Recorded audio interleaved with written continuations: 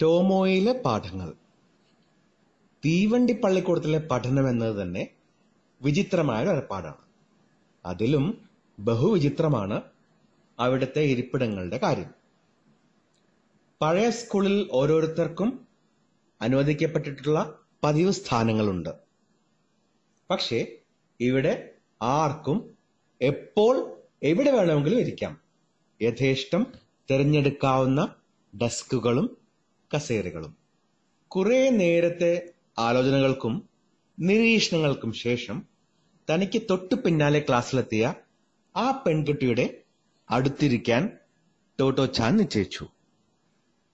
Hi, ആ കുട്ടിയുടെ ഫ്രോക്കിലെ ഞൊറിയില് ഒരു വെളുവെളുത്ത മൊയലിന്റെ പടമുണ്ട്. അവിടെ ഇരിക്കാം. അങ്ങനെയാണ് അവൾ ആ തീരുമാനത്തിലെത്തിയത്. ഏറ്റവും വിചിത്രം ടോമോയിലെ പാഠങ്ങളായിരുന്നു. സാധാരണഗതിയിൽ സ്കൂളിൽ കൃത്യമായ ടൈം ടേബിൾ ഉണ്ടായിരിക്കുമല്ലോ. അതായത് ഒന്നാമത്തെ പീരീഡ് ഭാഷയാണെങ്കിൽ ആ 1 മണിക്കൂർ ഭാഷ മാത്രം പഠിക്കുക. അടുത്ത പീരീഡ് കണക്കാണെങ്കിൽ അതുമാത്രം. പക്ഷേ ടോമോയിലെ രീതി തികച്ചും വ്യത്യസ്തമാണ്. ഓരോ ദിവസവും പഠിക്കേണ്ട വിഷയങ്ങളുടെ മുഴുവൻ പാഠഭാഗങ്ങളും ചോദ്യങ്ങളും അന്നന്ന് ക്ലാസുകൾ ആരംഭിക്കുമ്പോൾ തന്നെ ടീച്ചർ തയ്യാറാക്കും. ശേഷം ഇപ്രകാരം പറയും: ഇനി ഓരോരുത്തരും ഇഷ്ടമുള്ള വിഷയങ്ങളിൽ തുടങ്ങിക്കോളൂ. ഏത് വിഷയത്തിൽ നിന്ന് തുടങ്ങുന്നു എന്നത് പ്രശ്നമല്ല. ഒരാൾക്ക് ഭാഷയിൽ നിന്ന് തുടങ്ങാം, മറ്റൊരാൾക്ക് കണക്കിൽ നിന്നാവാം തുടക്കം, ഇനി ഒരാൾക്ക് മറ്റേതെങ്കിലും വിഷയമാകാം. ഒരു ഉപന്യാസപ്രേമി കാര്യഗൗരവത്തോടെ തന്റെ രചനയിൽ ഏർപ്പെട്ടിരിക്കുമ്പോൾ തൊട്ടു പിന്നിലിരിക്കുന്ന ഒരു ശാസ്ത്രവിദഗ്ധൻ രാസപദാർത്ഥങ്ങൾ അടങ്ങിയ ഒരു ഫ്ലാസ്ക് ആൽക്കഹോൾ ബർണറിന് മുകളിൽ വെച്ച് തിളപ്പിക്കുകയായിരിക്കും. ഇത്തരം പരീക്ഷാ പരിപാടികൾക്കിടയിൽ ചെറിയ തോതിലുള്ള പൊട്ടിത്തെറികളും സർവ്വസാധാരണമാണ്. ഈ അധ്യയന രീതി കുട്ടികൾ മുതിർന്ന ക്ലാസ്സുകളിൽ എത്തും തോറും അവരെ അടുത്തുനിന്ന് മനസ്സിലാക്കാൻ അധ്യാപകർക്ക് സഹായകരമായി. അവരുടെ സഹജമായ താല്പര്യം എന്തിനോടാണ്, ഏതു വഴിയിലാണ് അവരുടെ ചിന്ത വികസിക്കുന്നത്, അവരുടെ സ്വഭാവത്തിന്റെ സ്വരൂപമെന്ത് തുടങ്ങിയ കാര്യങ്ങളെല്ലാം അധ്യാപകർക്ക് അനായാസം നിരീക്ഷിച്ചറിയാൻ ഇതുകൊണ്ട് കഴിഞ്ഞു. ടോമോയിലേത് എന്തുകൊണ്ടും ഉത്തമമായ ഒരു രീതിയായിരുന്നു. കുട്ടികൾക്കോ തങ്ങളുടെ പ്രിയപ്പെട്ട വിഷയങ്ങളിൽ നിന്ന് തുടങ്ങുക അവർക്കും ആഹ്ലാദകരമായിരുന്നു. ഇഷ്ടമില്ലാത്ത വിഷയങ്ങളുമായുള്ള നീണ്ടു നിൽക്കുന്ന മൽപിടുത്തം ഫലത്തിൽ ആ വിഷയങ്ങൾ എങ്ങനെയെങ്കിലും സഹിക്കുന്ന അവസ്ഥയിലേക്ക് കുട്ടികളെ കൊണ്ടുചെന്നെത്തിക്കുമെന്നാണ് പരമാർത്ഥം. അതുകൊണ്ട് ഒട്ടുമുക്കാലും സ്വതന്ത്രമായ ഒരു പഠനശൈലിയാണ് ടോമോയിൽ നടപ്പാക്കിയിരുന്നത്. വിദ്യാർത്ഥികൾക്ക് എപ്പോൾ വേണമെങ്കിലും അധ്യാപകരെ സമീപിച്ച് കാര്യങ്ങൾ തുറന്ന് ചർച്ച ചെയ്യാം. ആവശ്യമെന്ന് കണ്ടാൽ അധ്യാപകർ സംശയക്കാരുടെ അടുക്കിലേക്ക് വരും. അവർക്ക് വേണ്ടത് സ്പഷ്ടമായി വിശദീകരിച്ച് മനസ്സിലാക്കി കൊടുക്കും. തുടർന്ന് സ്വയം ചെയ്തു ശീലിക്കാനുള്ള അഭ്യാസങ്ങളും പാഠങ്ങളും ഓരോരുത്തർക്കും പ്രത്യേകം നൽകുകയും ചെയ്യും. പഠനം എന്ന വാക്കിനെ അന്വർത്ഥമാക്കുന്ന ഒരു ശൈലിയായിരുന്നു അത്. അവിടെ അധ്യാപകന്റെ നീണ്ട പ്രസംഗമോ തലകീറുന്ന വിശദീകരണങ്ങളോ ഇല്ല. അശ്രദ്ധനായി അങ്ങുമിങ്ങും നോക്കി നിൽക്കുന്ന വിദ്യാർത്ഥിയുമില്ല. 1ാം തരത്തിലെ കുട്ടികൾ പൂർണ്ണ സ്വാതന്ത്ര്യത്തോടെ പഠിക്കത്തക്ക നില കൈവരിച്ചിരുന്നില്ല. എങ്കിൽ കൂടി തങ്ങൾക്ക് ഇഷ്ടമുള്ള വിഷയം ആദ്യം തിരഞ്ഞെടുക്കാൻ അവർക്കും അനുവാദമുണ്ടായിരുന്നു. ടോട്ടോ ചാൻ ചുറ്റുപാടും കണ്ണോടിച്ചു. ചിലർ അക്ഷരങ്ങൾ എഴുതി പഠിക്കുന്നു, ചിലർ ചിത്രരചനയിലും മറ്റു ചിലർ പുസ്തക വായനയിലുമാണ്. യോഗാഭ്യാസം ചെയ്യുന്നവർ പോലും ഉണ്ട് കൂട്ടത്തിൽ. ടോട്ടോ ചാന്റെ തൊട്ടടുത്തിരിക്കുന്ന ഒരു പെൺകുട്ടി അക്ഷരങ്ങളൊക്കെ നേരത്തെ പഠിച്ചു കഴിഞ്ഞു.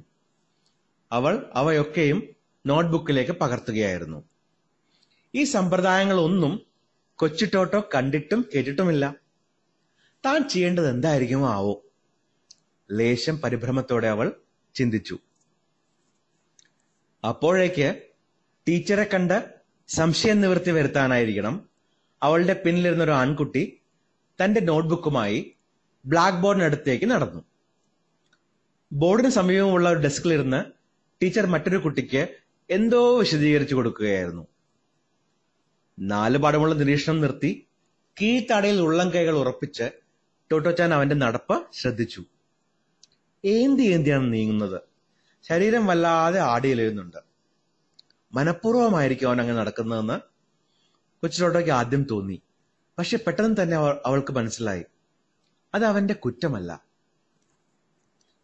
അവൻ തന്റെ ഇരിപ്പിടത്തിലേക്ക് മടങ്ങുമ്പോഴും ടോട്ടോച്ചാന്റെ ശ്രദ്ധ ആ വിചിത്രമായ ശരീരത്തിൽ തന്നെയായിരുന്നു. അവരുടെ കണ്ണുകൾ തമ്മിലിടഞ്ഞു. അവൻ ചിരിച്ചു. കൊച്ചു ടോട്ടോയും തിടുക്കപ്പെട്ട് തിരികെ ചിരിച്ചു. തന്റെ പിൻനിരയിലെ കസേരയിൽ ഇരിപ്പുറപ്പിക്കാൻ അവൻ പതിവിലധികം സമയമെടുക്കുന്നതായി അവൾക്ക് തോന്നി. അവൻ ആയാസപ്പെട്ട് ഇരുന്നു കഴിഞ്ഞതും അവൾ പിന്നിലേക്ക് മുഖം തിരിച്ചു ചോദിച്ചു, കുട്ടി എന്താ ഇങ്ങനെ നടക്കണേ? ഉൾക്കരം സ്ഫുരിക്കുന്ന സൗമ്യമായ ശബ്ദത്തിൽ അവൻ പറഞ്ഞു, എനിക്ക് പോളിയോ വന്നോണ്ടാ. പോളിയോ എന്ന് വെച്ചാൽ? ആ വാക്ക് അന്നവൾ ആദ്യമായി കേൾക്കുകയായിരുന്നു. ഉവ്വ്, പോളിയോ, സ്വരം താഴ്ത്തി അവൻ പറഞ്ഞു. കാലില് മാത്രമല്ല, കയ്യിലുണ്ട്, നോക്കിയാട്ടെ. അവൻ കൈകൾ നീട്ടിക്കാണിച്ചു. കൊച്ചു ടോട്ടോ അത് വ്യക്തമായി കണ്ടു. ഇടത് കൈയിലെ വിരലുകൾ തേമ്പി മടങ്ങിയിരിക്കുന്നു. അവ പരസ്പരം കൂടിച്ചേർന്നത് പോലെയുണ്ട്. ആ കൈകൊണ്ടൊന്നും ചെയ്യാൻ പറ്റില്ലേ? ഉത്കണ്ഠ നിയന്ത്രിക്കാനാവാതെ അവൾ ചോദിച്ചു. അവൻ മറുപടി പറഞ്ഞില്ല. ആ മൗനം ടോട്ടോച്ചാനെ വിഷമിപ്പിച്ചു. അങ്ങനെ ചോദിക്കേണ്ടിയിരുന്നില്ലെന്ന് അവൾക്ക് തോന്നി. പക്ഷേ അവന്റെ മുഖം പ്രസന്നമായിരുന്നു. തെളിവുറ്റ ശബ്ദത്തിൽ അവൻ പറഞ്ഞു, എന്റെ പേര് യാസ്വാക്കി യാമമോട്ടോ. കുട്ടിയുടെയോ? ഉത്സാഹഭരിതമായ ആ വാക്കുകൾ അവളെ അത്യധികം സന്തോഷിപ്പിച്ചു. തന്റെ ചുറുചുറുക്ക് വീണ്ടെടുത്തുകൊണ്ട് അവൾ ഉറക്കെ പ്രഖ്യാപിച്ചു, ഞാൻ ടോട്ടോച്ചാൻ. അങ്ങനെ യാസ്വാക്കി യാമമോട്ടോ എന്ന യാസ്വാക്കി ചാനും ടോട്ടോച്ചാനും ചങ്ങാതിമാരായി. ഉച്ചവെയിലിന് തീഷ്ണതയേറി.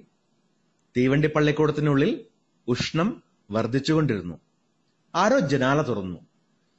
വസന്തത്തിന്റെ കുളിർമയുള്ള വായു ഉള്ളിലേക്ക് ഒഴുകി.